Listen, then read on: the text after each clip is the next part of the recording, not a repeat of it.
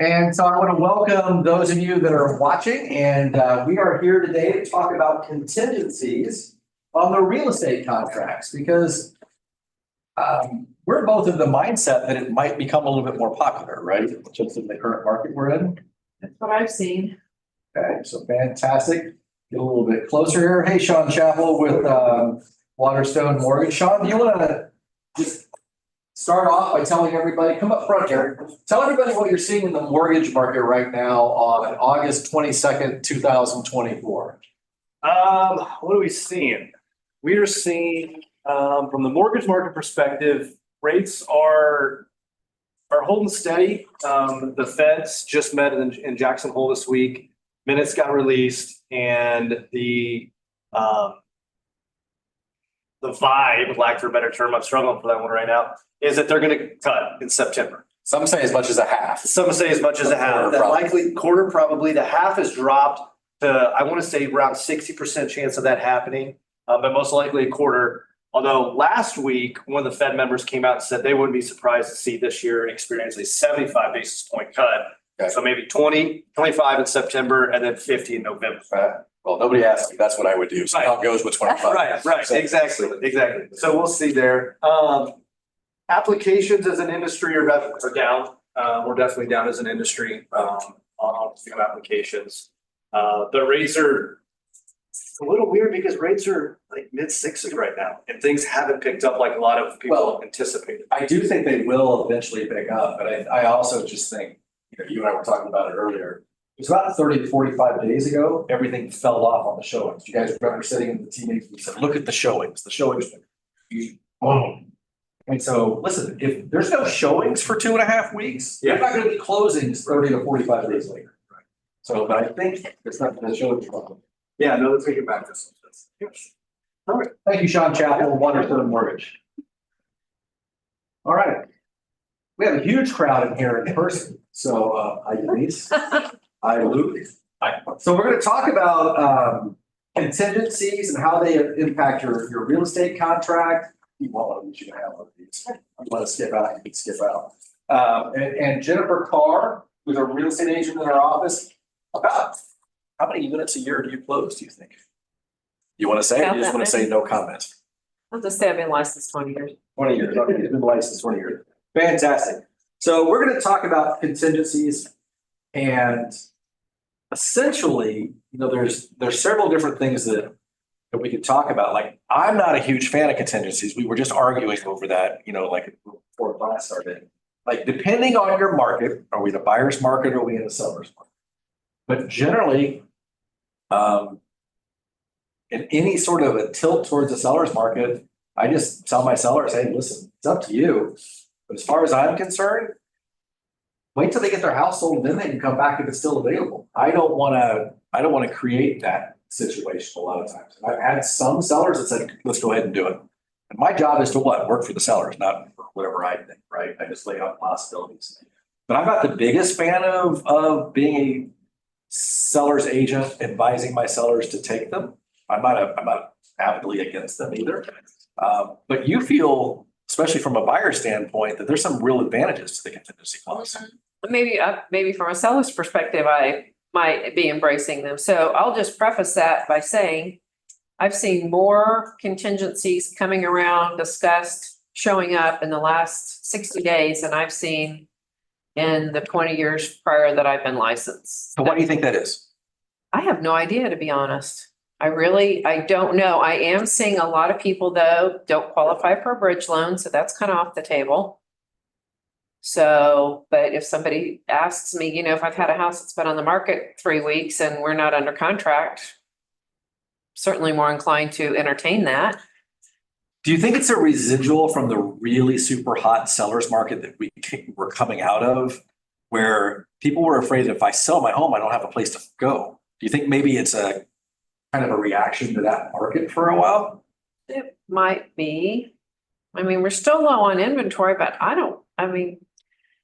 my experience is the last couple of falls, I haven't had things flying off the shelves. For me, that was a slower time. So. And you're more the peripheral of the metropolitan area too, just talking about. Well, that's 50-50 true. Okay. Yeah. Okay. Fantastic. So why don't you take us through your interpretation of the contingency for sale and closing buyer's property addendum? So, I guess if you've got somebody that comes along and again, they can't qualify for a bridge loan, but they're interested in buying. I think especially if a home's been on the market for a bit of time, and when I say that in the current climate, in my opinion, maybe that 2 or 3 week or 4 week mark is a time that maybe a seller would be open up to possibly entertaining that. So for whatever that's worth, I think we're still seeing them at asking price. But I like to keep things still pretty tight. Like I'd like to know if that buyer's agent has, what their idea is in listing their client's home. How much? I possibly want to see the condition of the home up close and personal. I probably want to look at the comps myself. And as a team, work with that co-op agent to find out if that would be a good fit. And then also, have a backup plan A, B, and C. Like if the contingency doesn't work out, then maybe they can go into a bridge loan or know upfront that they cannot, so that I can present that and all the options to my seller. Let's start from a buyer's perspective here. Okay. Like 123 Main Street is for sale, but we notice it's on backups. Okay. And so, and you go in and or contingent, it's on contingent. So you go in and you find out, okay, it is on contingent. You've made that call. How are you going to advise your buyer going into the possibilities of entering into a backup contract on a contingent property? Well, I think first thing you do is you contact the co-op agent and just really find out where they are in the process and find out what does that backup mean? Does it mean that they've gotten past appraisal and they just haven't changed the status to show that they're pending and moving forward? Or does that mean that maybe their credit score was weak and they feel like maybe they're not a really strong buyer? To me, that means there might be an opportunity for someone to come in, Swoop in. right, and pick it up. So, so yeah, if it's a contingent in the MLS, to me, that's opportunity. Okay. And in fact, I had this recently where some clients did not offer list price and there were multiple offers and list price got the deal, but it was contingent. So my folks were not contingent and they didn't offer list price. So once we found out it had gone into backup status, then we went after that contingency, if you will, and wrote a backup offer and then went through the kick out contract to force them, which just meant that you then the listing agent gives their first buyer an opportunity to still perform. And they give them whatever days are written in the contract. I don't like anything longer than 24 to 48 hours, maybe 72 hours. On the kick out. Max. Yeah. So. Yes. So when you're accepting a contingency, if you know all up front that these folks maybe can't do anything other than buy contingent, then there's no reason that you shouldn't have a short amount of days, in my opinion, there in your contingency. So if you have a good solid buyer that comes along that's non-contingent, you're not waiting 5 or 10 days to see if they can come up with a backup plan. You ought to know if they've got a backup plan going in. So let's just slow this down and back this up, because maybe not everybody's done a couple of these. All right. So we're really talking about your base real estate contract. Right. And then we're talking about your contingency for sale and or closing or buyer's property addendum, which you can find on your Heartland Access, right? Your kick out notice of backup contract, and then the kick out notice response, right? So those are the real 3 forms that we're dealing with when we're dealing with contingencies. So on your kick out, let's just say that I go ahead and I write an offer that won't be contingent. The seller really, really wants, wow, this is not contingent. They can close when we want them to close. They're we agree to the price that they want to go. And so that seller's agent now has to prepare a kick-out notice for the contingent buyers, right? And that's when they use the kick-out notice of backup. That they contract, actually give to. Well, they need to prepare that, correct, for the co-op agent. Exactly. The buyer's co-op agent Yes. is contingent. Yes. Exactly. And then the buyers now have a choice, if they have the financing, that they can say, okay, we're going to remove the contingency and go ahead and keep our terms. except we're just gonna get rid of the contingency, we're gonna close on time. If you're the seller's agent, what are you gonna wanna see? If they say, we're gonna move forward, we'll remove the Well- contingency, we'll move forward. Right, I guess it depends on what the situation is. I mean, if they're gonna go in all cash deal, you want proof of funds like you always do. If maybe they've pulled out a home equity line of credit and that's gonna allow them to move forward. I mean, we want to see documents from the lender or proof of funds if it's cash.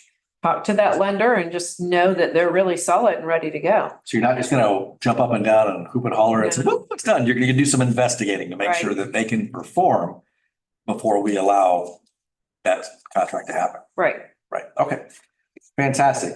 And so the kick out notice is really very simple. You just read it, it's the seller, the buyer, the property, the effective date. And then that's where you could put buyer has X days as provided in the contract. You've already negotiated that in the contingency, right? That should be in your base contract. Exactly where your contingency. Yes, right. Okay. And then signature below receives, the receipt of the notice only. Like they're not agreeing to anything, but we just need to have the contingent buyer's agent sign that they've received it. Correct. And then get that back. Okay, fantastic. The kick out notice response is kind of a fun one. And that's where the contingent buyers, they have several choices. What do you want to discuss there?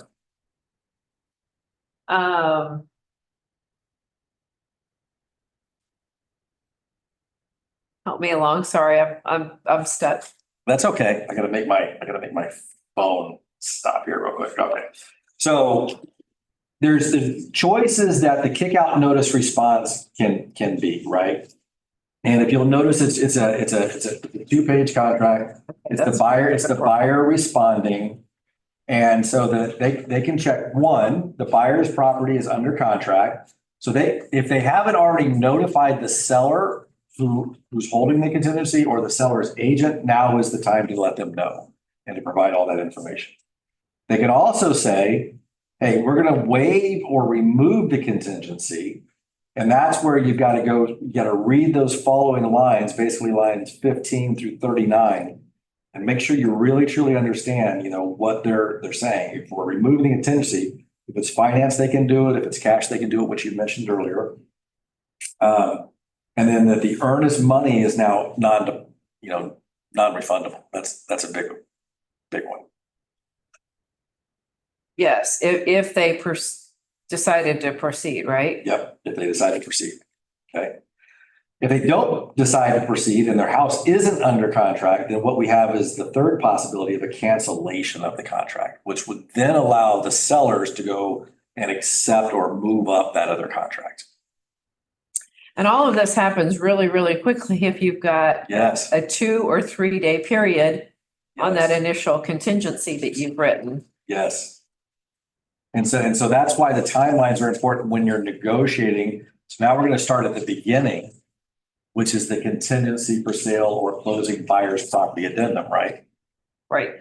So let's go through this. Lines 1 through 10 are pretty straightforward. Seller, buyer, property. And the contract is contingent upon the sale of the buyer's property at, which is listed or will be listed with, that's the name of the buyer's agent. And then on or before the date so that everybody agrees to that date. Any thoughts or questions about that? Pretty basic, right? Okay. Then it says check and complete the applicable contingency number 1. Contingency number 1 on closing, buyer's property is currently under contract. Well, that's an easy one, right? If the buyer's property is already under contract, we just need to know, has it already, has the lender given them a letter? Are the inspections completed? Are they not completed? You're going to check the appropriate boxes as they go down there. So if I'm working with a seller and it's a contingent, but I know that it's already got the contract, they've already got the lender, they've already got their approval, it's already gone through inspections, the inspections have already been negotiated because all those boxes are checked and I verify that by my conversations, then yes, I'm going to say, let's do the contingency. Right? That would be my advice anyway. Thoughts? I'm just seeing that they're not normally coming in, like you said, with their house currently on the market. Correct. But that's the other question is, how quickly can you get it on the market? What condition are you mentally prepared and set up to go to market and get photographs and be on the market within a week, 2 days, 2 weeks? Because that's another potential time killer there of 2 weeks to get things cleaned up and just had a family of 8. And if I'm the seller's agent looking at this backup contract or this contingent offer, I'm going to be saying, so help me understand. I'm looking at the comps of that neighborhood and everything has sold between $395 and $425, and you're going to be asking $490? Like, how much confidence does that give me that that house is going to sell in the allotted time? Slim and nil. Slim and nil, right? That's just an example. Like, I need to understand. And so not only am I vetting the buyers, I'm also vetting the buyer's agent. Absolutely. I've been known to look up to see how many transactions the buyer's agent's done. I do it every single transaction. Okay, because you want to know who you're getting in bed with. Mhm. I'm not sure I should have said that, but you want to know who you're going to be doing business with, right? You want to know, is this somebody? Now, listen, we're in a cooperative business as far as if a seller wants to sell and a buyer wants to buy, it's our job to help them reach their goals. Okay. But I also want to know, is this somebody that has some experience in this? And if they don't, it's okay. But I just know I'm going to have to walk them through that. And if they have an unrealistic, if they're taking a 490 listing on a 400 to 425 neighborhood, I do have some very big concerns. I think the expectation is really that you go in on the lower end, no matter the condition. If I'm the listing agent, I am going to want to see that much more aggressively priced on the sell side and hopefully still see a asking price on the purchase. Yep. So, you're asking me to take my house off the market so that no one else is, and theoretically it's not off the market because as a contingency, somebody can come in during that kick out period and still kick that house out and that's a good opportunity for realtors too, right? If there's nothing on the market in that subdivision or those 4 subdivisions, look under your contingent status to see if there's opportunity there. Yep. Because that's exactly how we scored that land deal, was it happened to have been contingent. If I'm advising the seller and it's like, if we go back, because if interest rates significantly drop, it's possible we go back to Craziness, right? I'm going to be really reticent to tell my people, hey, let's take a contingency where they want to see if they can get 490 or they want to see if they can get 450. To your point, if the neighborhood's a 400 to 425 neighborhood, I'm going to want to see like 405 or 400. Quite honestly, in my opinion, there's no reason if we have a market like we've had in 2018 through 2022, 23 to even consider this, but for whatever reason, I don't know, things have slowed up a little or they've shifted a little bit. And so these are showing up like every second or third offer is showing up with a contingency, or I'm getting a verbal call, like, would you consider contingency? My first question is too, well, have you also looked to see if you could get a bridge loan? Yep.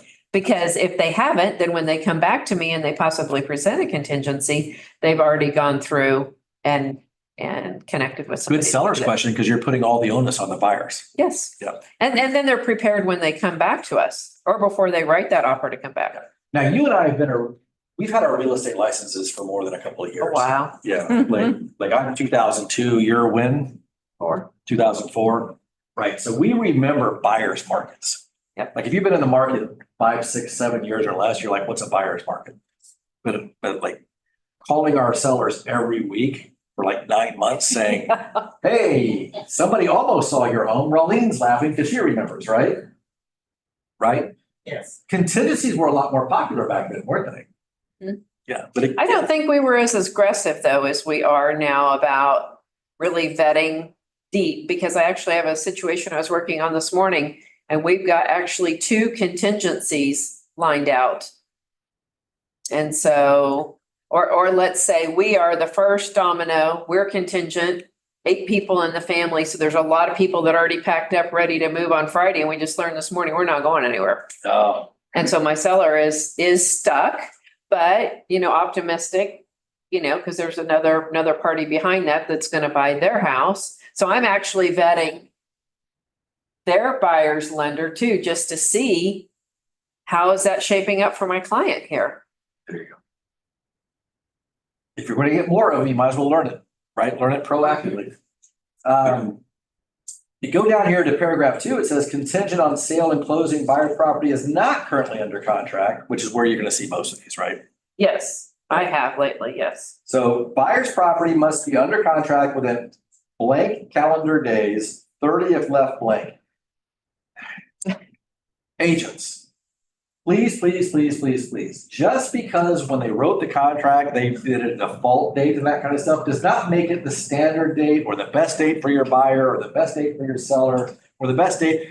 You have to think through. This is one of those points of negotiation that I like to point out. And so from a seller standpoint, we want longer or shorter. Shorter. Yeah, from a buyer standpoint, we want longer or shorter. Longer. Right. So this is when people say, why should I hire you as my real estate agent?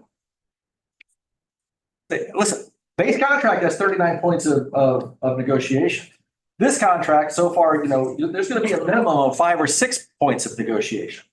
Start explaining your value to people and don't just say, well, I have really great closing gifts. Oh, Right? Like it better be a $10,000 closing gift, if you can't explain anything else, right? So have fun with that. But pick the date. Shorter if you're the seller is what you're negotiating for in most cases. Longer if you're the buyer in most cases.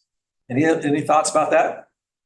no, I could just say from a personal perspective, if they were not on the market, there would not be 30 days there. I mean, again, with the market still moving quickly, there's no reason that maybe it doesn't say 2 weeks at the most. I mean, the last one we just took, like I said, they had 8 people under that roof and they still were able to get their house photographed and cleaned up and ready to roll in less than a week. If they're motivated, they're going to do something. And they were not planning to move.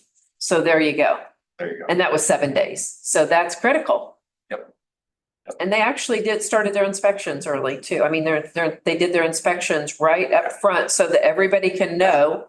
Let's get it over with. Right. Know if we've got some issues. Exactly. Love that. That agent was probably pretty proactive with those. Mhm. So. Yes. Line 38, I want to make sure everybody, if you're looking at this online or in person here, this option includes seller kickout rights. That's a big one. Like, can you explain seller kickout rights? Hannah, Can you? Would you? You want me to? go ahead. Okay. The seller kickouts right is what we kind of were talking about before we talked about this. That the seller can say, hey, listen, I got a backup. So kickout notice and backup contract. I got a backup. You now have 48 hours, 2 days to answer back to me, whether you want to drop your contingency, whether you can close or whether you want to cancel. Okay. And that's just the way it is. And may I share, in the land deal we had, 5 days was the days in there. And that 5 days feels like 5 years. Oh, under a So, contingent, yes. yes, so if you take a contingency, please consider maybe Yeah. only using 2 or 3 days in the best interest of your seller. Yeah. Because you should already know whether your buyer can move forward or not. Right. That's what you want to do. And then, so then it goes into the next paragraph on line 40, 2A. If at any time prior to buyer getting buyer's property under contract, seller accepts another offer on the property, backup contract, seller will provide buyer with written notice of kickout notice, which we were just discussing, of seller's intent to cancel this contract. If buyer wishes to continue with this contract, buyer will comply with one of 2 options within blank days, 2 days if it's left blank. Guys, you could make it 6 hours. It doesn't have to be 2. You can write in there 6 hours if you want to. Left in there. So anyway, provide the seller with evidence that the buyers, and again, that goes back to the kickout clause. They can either provide evidence that it's under contract, or they can provide evidence that they can move forward with a bridge loan or something along those lines, Or they can just drop the contingency altogether and pay cash if they can prove that they have the monies. Or they can just cancel the contract. Well, I might say too, I think from a good list agent perspective, especially whether you've got a seasoned realtor or not on the other side, I think planting seeds like, maybe your folks can borrow from their 401. Some 401s allow you to borrow out. Maybe there's some family members that are willing to lend some money, because not always do the other realtors think about all those different options. And I think, again, working as a good co-op agent is sharing your thoughts and your experience. Isn't having 20 years experience a good thing? Sometimes. Yes. So like sometimes people look at the older agents, they go, man, they know a lot. Guess how many of the things they messed up somewhere along the line? Right. That's why they know, right? So, Usually mess it up just one time. Yeah, well, that's the hope, right? You will learn from that. So somebody, I'm not going to go into the details, and I'm not going to mention the agent because they're still a pretty prominent agent around Kansas City. They beat me on in inspection notices. I just gave them grace because I knew they were away for the weekend, but they let that clock expire, and then so I had to call this was humbling. I had to call my client who had bought about 5 or 6 houses from me by then. And by the way, he bought 5 or 6 more. So but I called him and I said, hey, buyer, I really let you down here. I told you that I knew this agent and that I just assumed they were on vacation, couldn't get my cell phone. We let it expire. Well, I didn't realize she had a backup contract that's for more than what we had. And so I said, you either have to take that new price because they'll still let you be first in line, but now it's going to cost you $9,000 more. What do you want to do? And quite frankly, I kicked in a big part of my buyer's agent commission because guess what? Whose fault was it? It was mine. Mm-hmm. So that's only happened to me once, and it will never happen again. And in fact, it was tried on me again at another time. So at like 10:45 in the evening, we sent the acceptance thing on that last day of the thing. So that's what we're doing is like everybody's made mistakes. We got to figure out how to make this right. Right. So know your contract, because like line 63 of this says if buyer accepts an offer on buyer's property prior to receiving the kickout notice or cancellation from the seller, buyer will notify seller of contracts buyer. I mean, guys, your timelines are all spelled out in here. They're all spelled out. Know them so you can use those as points of conversation and negotiation as you're going. Or maybe understand them in great depth so you can alter them so you don't have default of 30 days and some of those things, like you said, depending on which side of the fence you're on. Yes. But again, that good conversation with your co-op should almost start before you start getting into this, because this is potentially not a good thing for your seller. Yeah. Every case is case by case. Absolutely. Right? Like everybody's like, there's so many stories going on around the NAR settlement right now and all this kind of fun stuff. And I'm like, I actually kind of like the fact that it's all case by case now, because it was supposed to be fiduciary duty from the beginning. All negotiable. Right. All negotiable. So, all right. So, and then there's, we already kind of talked about the kick out notices and whatnot. And I've got a couple of other things to talk about once we're done with contingencies. I don't believe in having hour classes just because we set aside an hour, but Jennifer, what is it about contingencies that you want to say before we go to the audience, either online or in person? They can ask questions or scenarios. Is there anything else you wanted to say about the contingency addendum, the kick out notice, and the kick out response? There's something I can't find here right off the bat, but there is something that you need to be sure and fill out. Unfortunately, I was working with Lawrence board as well as our board forms. They got to know several forms. Yeah, that gets very confusing because they don't say the same language, but just make sure that if you do submit a challenge, a backup notification, there is a portion at the back that just wants it needs to be filled out by all parties involved, that they did see it and it was received. Yep. And I think even that's changed a little bit but anyway, just make sure all of that is complete, because I think that's really critical for all parties involved to make sure that they are on the same page. And again, I think communication is so absolutely critical. In fact, the counting days and like inspection periods, I'm not a big fan. If you miss your inspection period, you miss your inspection period. So, I don't necessarily want to give the favor to the other co-op agent, but I do really like good communication. And oftentimes that's not through text. Yeah. If you have a simple thing to say, that's okay. But if not, please pick up the phone and call it and talk through this. How many times have you done this? Like, this may not have to do with contingency. It may have to do with like inspection notices where I had it most often, or they asked for too much closing costs and I knew they asked for too much closing costs based on their loan. But as an agent, I used to be very proactive and I would go to my seller and I would say, hey, seller, just letting you know, today's day 9, and I don't know that they've ever actually had inspections. So when they call me tomorrow begging for more time on inspections, what do you want me to say? Like, here's the positive of saying yes, here's the positive of saying no, here's the positive of asking for like a non-refundable deposit. What do you want me to do? How do you want me to respond? And sellers really appreciated being, it made them think you know what you're doing. Right. And you're watching. And you're watching, right? Same thing with these contingencies. Absolutely. But I would say don't be afraid to use these either. Sure. And don't be afraid to challenge if you see something is contingent in that subdivision that your client's been waiting for, it fits their criteria exactly. Go for it. That is opportunity. Take it. So if you've got a search out there, look for contingencies because Especially they're if your you're a strong friends. buyer. Yeah. If you have a non-contingent buyer. Yeah. Especially cash. It's amazing how many people have cash out there. Mm-hmm. Yeah. Or they find it when they get backed up against a wall. It's amazing where money all of a sudden parents can help or Exactly. brother's got some money that they're willing to lend you or something. Questions from the peanut gallery. Raleen is asking, what is position 1, 2, and 3 mean? It doesn't use those terms anymore. No. So I'll give you a copy of this. They have changed a lot. So Because that was important. yes, Going to be in position. yes, there you go. So what are we doing? So really, I don't know.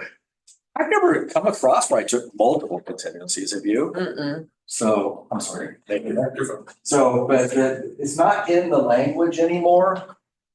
And so that's, Raleen, the whole point of you asking that question, and thank you for asking that question.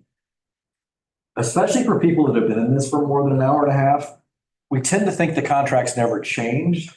Even though KCRAR sends out things, new forms, we don't read them because we're busy or we just don't want to, we don't go to the meetings. And then we get caught at the last minute trying to learn these things in real time. So just every once in a while, go through some of your basic addendums that you're likely to come across, pay attention to that. So.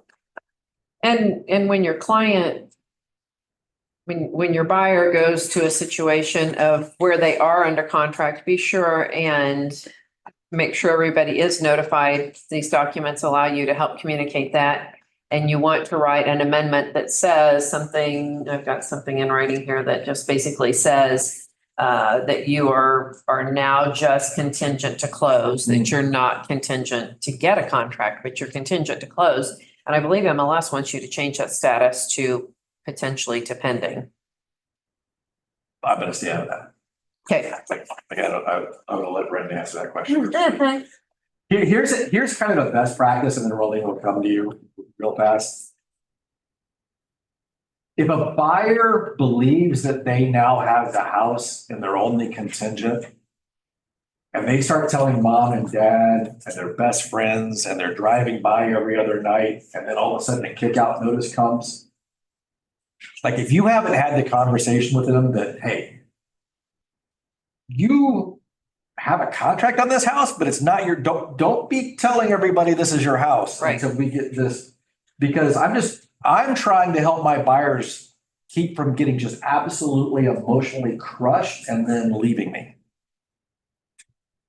Right? Or just being so hurt that they're not going to go out and try to buy another house. And if you don't think that happens, it happens like you see people that put in 2 offers on houses and then they get so crushed they don't keep trying it, right? So just as a best practice, make sure that if you're working with the buyers, I wouldn't be bragging to all your friends, family, and coworkers that if you got the house until you got the house. Right. Well, and just like in this situation, the amendment that the verbiage that Brenda suggested we use after their home got under contract was the buyer's home is now under contract. The kickout clause is removed. The contract is now contingent on the closing of the buyer's current home. Yeah. And I would back that up a little bit more and possibly say, then you would also identify potentially a close date. So that all folks involved know that maybe initially you wrote that for a 60-day close, you went, listed your house in a week, you got a contract on your home, and now you're closing in 30 days instead of potentially, when that was initially written, then all parties know what that target date is to you're headed toward. Yes. So, yeah, I like it. So as a listing agent, push for specifics, push for like a shorter closing date. If you have a buyer. Yeah. That, No, if you said as a listing agent. as a list agent, well, I think for me, the big thing is you just don't, a couple of things, you don't want, in my opinion, if you're representing the list or the seller, the listing, you're the listing agent, you don't want to have the buyer, potential buyer, to have 30 days to get under contract. The market's still moving right now. The days when things were much slower, that might be more reasonable. Right now, that is not reasonable. 30 days might have been aggressive back in Back then, 2010. oh yeah, I would have agreed. 14 days is like, should be plenty of time. Well, I don't want to say it's plenty of time, because think about it, you've got this first blank that says it'll be on the market in so many days, and so and honestly, to try to get my house on the market in a week would take a lot for that to happen. So you need to keep all that timing in line, It's but also neighborhood specific. agree. Well, like if you're in a hot neighborhood that's bell curve and schools get ready to start, I mean, I would be pushing that days down. If I'm in a cool neighborhood or an upper bracket where the absorption rate is like 4 months, 30 days is probably unrealistic. Like you gotta, this is why we study the market every I was day. gonna say, you need to just do your homework, and you need to have a lot of communication with that other realtor to know. Yeah. That's why when I'm showing houses and it looks like somebody's getting serious about something, I'm on the phone having a conversation with that other realtor to know what are the hot buttons, what kind of a close date are they looking for. That helps you kind of lead into these situations too. Because maybe, like Chris says, maybe you've got a $3 million home. That's not probably going to fly off the market in 2 weeks. Unless there's something just spectacular about it that for some wild reason, but I think that's almost setting everybody up for failure too. So again, all of it is not only negotiable, but you really should be able to back up your reason with each one of those blanks for putting a number there based on the market stats or your client's motivation, of which sometimes you share, sometimes you don't, what you know about the buyer. I mean, all of that, I just think knowledge is power. When Gary says it's good to be the economist of choice, if I'm bringing an offer to Jennifer and I say, we have a contingent buyer here, if I actually understand the neighborhood that we're going to be listing in and I give her the absorption rates, I give her the price points, I give her the comp, I might even just show her the comps. I'm going to talk about all this with my buyer to make sure it's okay with them. But I'm going to sell Jennifer on the fact that I know what's going on in that neighborhood and I know how long this is going to take. We've already talked, they want to be more aggressive than passive. We're not just going to throw it out there for 3 weeks, see if we can get it, and then lower the price in the last week. I'm going to sell her on the fact that I know what I'm doing and that I know those stats. Because guess what? If she's worth her salt at all, she's going to go home and get on MLS and go and verify everything I just said. You can, I'm in. Yes. Yeah. Yes. And But- quite honestly, even go maybe to the home if you're feeling a little uncomfortable or somebody says it's updated. Well, sometimes that might mean still they've got Formica, but it looks like quartz, which, in that price point might not be somewhat acceptable in the market. So I'm not totally opposed to seeing the house either. I usually at least drive by, to be honest, just to see how are things maintained outside, because often that will tell the story of the interior. Or does the neighbor's house maintain? Yeah, exactly. Sometimes those pictures are very deliberate, not to have any spillover, right? Yep. So one of the things I'm hearing in here is a lot of cooperation between agents.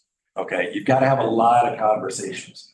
And again, we each have our fiduciary responsibilities, and sometimes grace can be given and whatever based on those relationships, open communication, because it could be that the sellers really want the buyers to get the house because they showed interest. They have an emotional attachment to the buyers now for some reason. They will sign an extension for 5 more days because there's 6 showings. So just pay attention and remember, we're dealing with human beings, and we're dealing with their homes. So. One question, sorry. Well, that's why we're here. This kickout, this is a tool in the tool belt. And its function is to leverage on behalf of the seller to force a contingent contract to move, correct? Am I understanding that? Yeah, but it's not a tool, you're not playing poker. Oh, okay. Yeah, you need to have a contract, Right. right? Because that's, So if there's a contingency, you need to have a kickout. on your contingency, you need to negotiate the terms of the kickout before you even sign the contingency. Okay. And then on the kickout, we're just executing what the negotiated terms on the contingency were. Make sense? Yes. So if you go to your contract where you have all your extra addendums, you're gonna check contingency, you're gonna fill in the blank contingency, you're gonna write the whole thing, contingency for sale and or closing of buyer's property. We all love more paperwork in real estate, right? So then you're gonna have that, but you're gonna negotiate everything on the contingency agreement so that the kickout notice, when it comes, shouldn't be a surprise to anybody. But what I'm We're not asking, renegotiating at that point unless both parties are willing to. well, I was just asking, does that function to protect the seller? Yes, Giving them the freedom to accept another offer? yes, So I'm understanding that correctly? yes. Yeah, because if I bring a contingency to Jennifer, we all agree on everything. Nathan walks through the door and says, I'm working with a client with a suitcase full of money and he wants to close 3 days from now. And it's already a vacant house and blah, blah. If I'm the sellers, I'm like, let's go. Right? And I'm sending that kickout notice before the ink's even dry. Getting everybody to sign it. Well, but that can't actually happen, right? Until the days that you had written on Yes. that. Yeah, Correct. and your listing and you've got to have that in writing because that's kind of where we got stuck is hanging on for 5 days and the 5th day fell on a Friday or Saturday. And then I think we had Mother's Day on Sunday. So the 5 days ended up turning into 7 or 8 days, which was about to drive my buyer crazy because they were non-contingent and ready to roll before they ever accepted the contingent offer. And I don't know what the Lawrence thing says, but on these would be pretty clear. You can move forward. It says hours too, which is Does it say hours? a Lawrence one does, Okay, so. I it's- like hours. Well, because- we had, used to be hours and then we changed ours to days. So trying to enter, just, again, be very careful walking through that Yeah. and knowing what you're up against. Yeah. But it's a great opportunity. If you've got a buyer, this is a contingency is an opportunity. You can't forget that. Trust I me. think people overlook that. Yeah, I think it's a good opportunity for some sellers, not all sellers, some sellers, for sure. And you have to prove it. But again, if that seller's under a contingency and the MLS says it's contingent, it's a great opportunity for buyers that can't find that product. And here is a product, but it's contingent. And the weird thing, just so you know, I don't think that Zillow and Realtor.com, I might be wrong, but I don't think that they tell anybody that it's contingent. So you don't know. So you go to your real estate professional and they can tell you directly what MLS says that status is, but that's just an important little nugget there because, so yeah, keep in touch with those statuses because that can be it. When you're searching, I love contingent contracts in MLS because it gives my buyer an opportunity to see if they can Another tip. stand up. Love it. So this is why like cash buyers have a lot more leverage when it comes to competitive offers. Like, Yeah, there's usually less restrictions that are ready to rock and roll. yeah. They don't need an appraisal. They don't have to worry about That's an what gives you appraisal. leverage. They can close faster. Yeah. From a limited standpoint, every offer is a cash offer as far as the seller is concerned, because they're getting cash, right? Yes. But it's the timeline of when the cash is available.